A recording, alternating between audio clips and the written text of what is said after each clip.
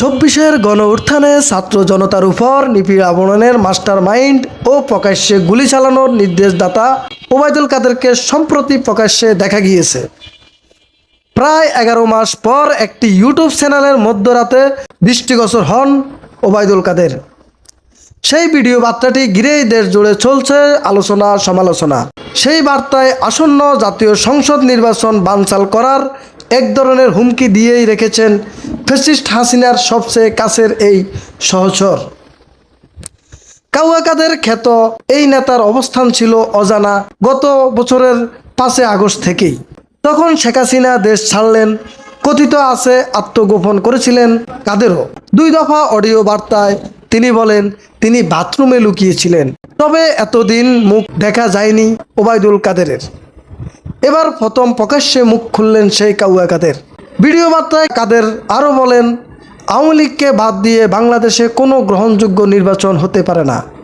যারা আজ নির্বাচন নিয়ে কথা বলতে চায় তারাই কি আদৌ নির্বাচনে অংশ নেবে কিনা সেটাই সন্দেহজনক। তিনি আরও বলেন, তথাকথিত সংস্কার দাবিদাররা অশুভ অ্যালায়েন্স গড়ে জাতিকে বিভ্রান্ত করেছে। তাদের ক্যাঙ্গারু কোর্ট বসিয়ে বিচার চলছে, এই প্রহসন আমরা ঘুরিয়ে দেব। এই বক্তব্যের পর সাধারণ জনগণের মধ্যে শুরু হচ্ছে তীব্র প্রতিক্রিয়া। নেটিজেনরা তাকে নিয়ে করছেন টোল, দিচ্ছেন প্রশ্ন।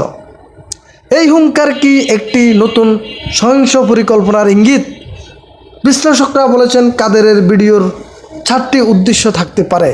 1 নম্বর উদ্দেশ্য হচ্ছে নির্বাচনের আগে ভোটারদের মধ্যে আতঙ্ক ছড়ানো। 2 নম্বর উদ্দেশ্য হচ্ছে আওয়ামী লীগ কর্মীদের জানানো আমরা আছি।